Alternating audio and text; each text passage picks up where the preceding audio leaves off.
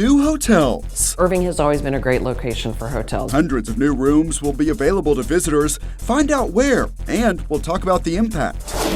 Backpacks full. It's that first day of school, they're ready to go. Have a good school year now. Students are starting the school year with the supplies they need. See the campaign Making It Happen. And we'll talk back to school traffic safety. Plus, honoring people making a positive difference and a birthday party for Ritter. Now on City Source.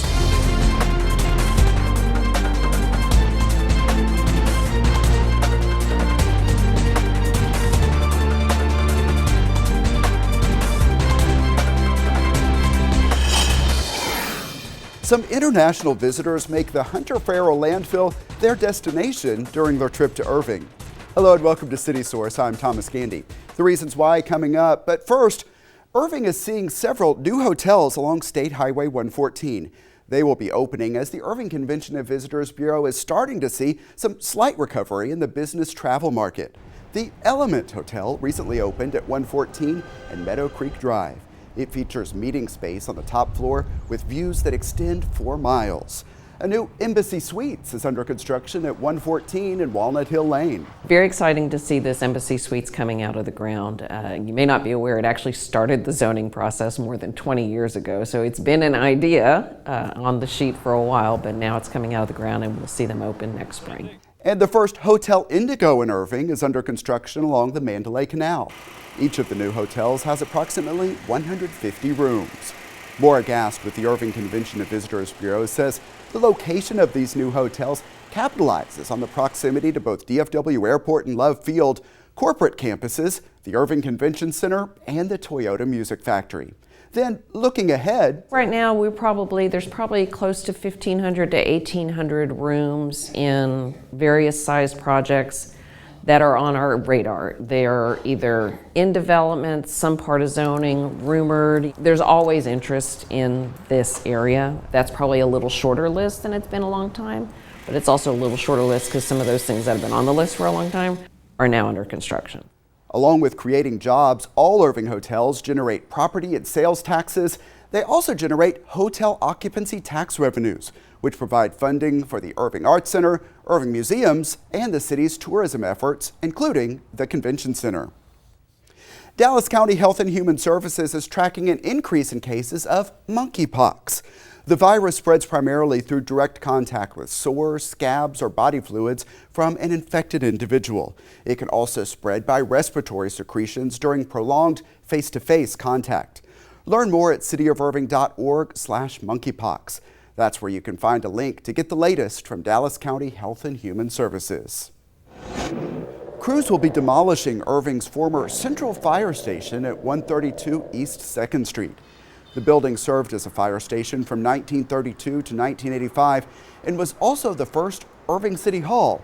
But years took a toll on the building. There were concerns about structural integrity, and it could also not accommodate modern firefighting equipment.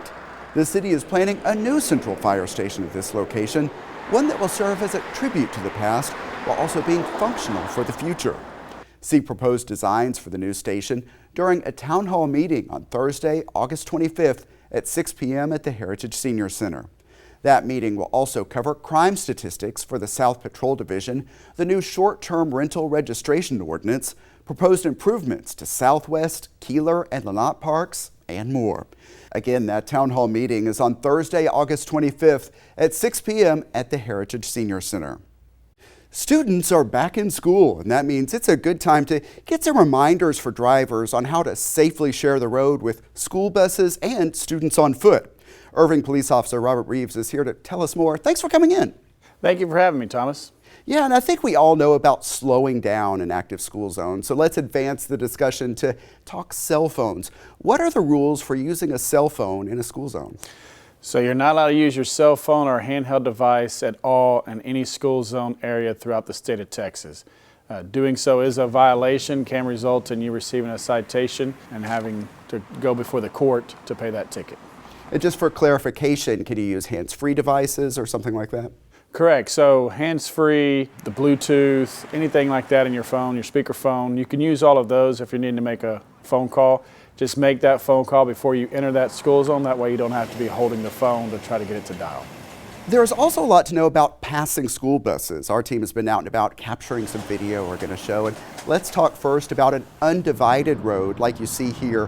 What are the rules if you encounter a school bus? So an undivided roadway is where you have to stop before or after the school bus there. If you're coming towards the school bus and it has its red lights out, then you have to stop. If you're behind the school bus and it has its red lights out, you have to stop. The yellow lights is when you see those on the school bus, that's letting you know that the school bus is about to stop or to proceed with caution. And what if there is a median dividing the lanes of traffic? The oncoming traffic coming towards the school bus does not have to stop. Only the traffic that's behind a school bus. And how are all of these laws enforced? Well, they're enforced through the Irving Police Department, our officers, our traffic officers that are out there working. You know, some school buses are equipped with camera systems on them to where they automatically take a picture of the individual that's violating and going past that school bus as it has its red lights activated and the stop signs activated. But we're going to get those complaints. We're monitoring and following school buses on their school routes to make sure that people are in compliant and not jeopardizing the safety of children. Yeah, and what are the penalties for drivers who are in violation? So you can receive a citation up to a $500 fine. That doesn't include court costs or any of those other types of fees that go into a ticket. But you can get a ticket up to $500, or you can even be arrested for that citation. What should parents or other caretakers be telling their kids who are on foot, either maybe walking to a bus stop, walking to or from school? So we have a large volume of kids that walk to school. You know, Irving's a very safe neighborhood community where our kids are walking to and from their elementary schools, even their high schools.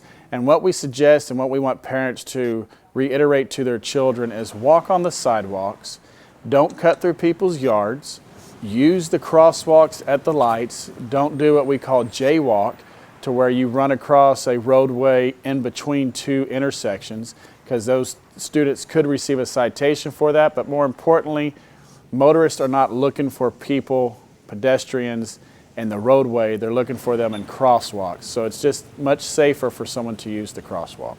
You said the students themselves can receive a citation? That is correct. So you can receive a citation as a child yourself, and then the parent and you have to both go to court on that ticket. A lot to know and important reminders for a safer school year. Officer Robert Reeves, thanks so much for being here. Thank you for having me. Staying on the back to school beat, some students started the year with full backpacks thanks to the Irving Schools Foundation's annual Supplies for Success campaign. We caught up with some of the volunteers in action. Good morning. Today is our annual Supplies for Success campaign where we're distributing over 4,000 backpacks to students in need in Irving. If you see that there's a teenager, don't give them a Hello Kitty backpack. Oh, it's just absolutely amazing how the people come out, volunteers come out. We get here and we get to help these kids to be more successful by giving them their supplies. They'll help you right there. And I just came in through the back way and there's lines, you know, almost 10, 12 blocks back for people waiting. So we know there's a need. We definitely saw the need increase. It's bigger than last year. Tell me about the Irving Fire Department's involvement in this program.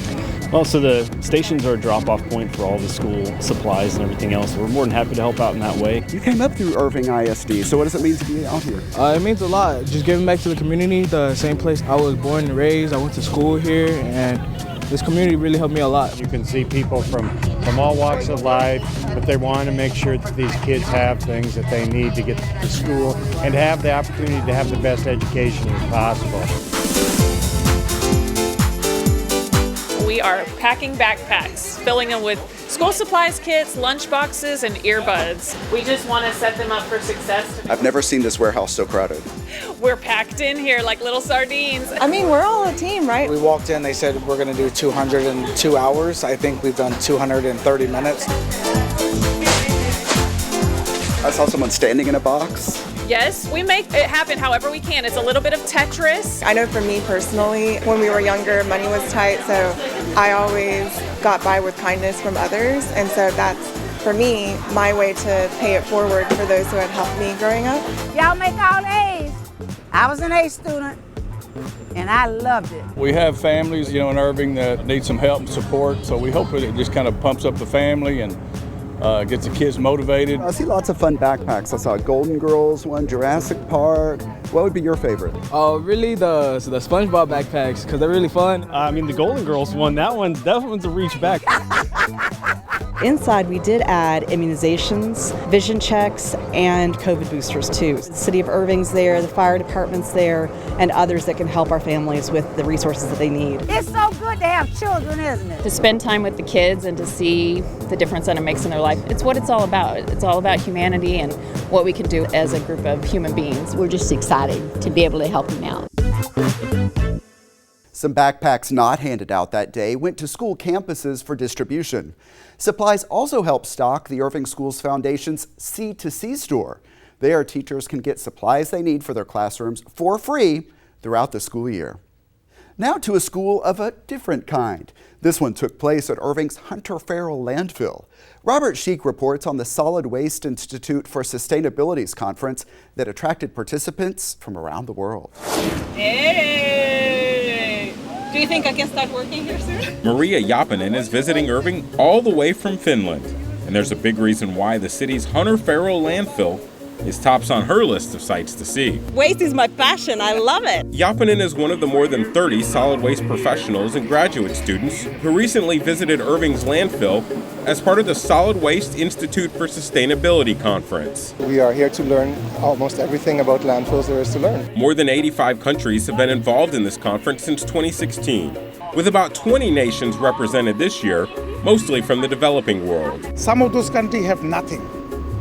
So if there is a way for me to bring those people to America, show them in 2 weeks how you can do it best, it will serve the purpose and it will help them tremendously. We have here a very exciting driver. This field trip serves as one of the highlights of the conference. I drove a machine that I'm a tenth the size of. It was insane. And gives attendees an up-close look at the state-of-the-art equipment the City of Irving Solid Waste Services Department uses to maintain the landfill. When we get to see in the real work, we can say, oh, yeah, this is how it works, how it actually works. Irving has a very good waste collection program. Your landfill is managed so well. International people should see and learn from here. The education here isn't a one-way street. For Japanen, it's an opportunity to share her passion and the emphasis her nation places on recycling. That, I think, is the strength of this program. So I'm hoping to share my knowledge, what we've been doing in Finland. Pretty well known that other countries recycle a lot more than we do here in the United States. We're learning a lot from them and they're learning a lot from us. Making the planet more sustainable. From Hunter Farrell Road, all the way to Finland and around the globe. Robert Sheik for City Source. People and groups making a positive impact in the city got some special recognition at the Mayor and Keep Irving Beautiful annual awards reception. And there we learned that the Lifetime Achievement Award is seeing a change. It's in tribute to someone who has served the city in so many ways. Here's our report. We are celebrating our annual Mayor and Keep Irving Beautiful award ceremony. We are recognizing those folks in Irving that make a positive impact in our community. For Via Real, Fran Mathers, and Bridget College. And it's great to see those people honored and to see just that it's part of their lives to step up and help out. Accepting the KIB Hometown Award is Councilman Al Zapata. To accept the award for educator, Andrea Keller. I am super excited. I've been in Irving now for 17 years and I absolutely love what Keep Irving Beautiful does anyway for our city. They give me an opportunity to work with my Girl Scouts. Our next award this evening is for media. It's an honor. We've been participating with the City of Irving for the last couple of years. We do something called Founders Day of Caring, where what's most impactful is the city of which we operate in. Our final award tonight is the Lifetime Achievement Award, Margie Stipes. I'm honored. And I don't really think I deserve it because I do what I do out of my love for Irving and the school district. And I get so much more in return than what I can give. As a special tribute to this outstanding volunteer, starting next year, this award will be officially renamed Margie Stipes Lifetime Achievement Award. I hope I have set a good example That's the main thing. I love each and every one of you.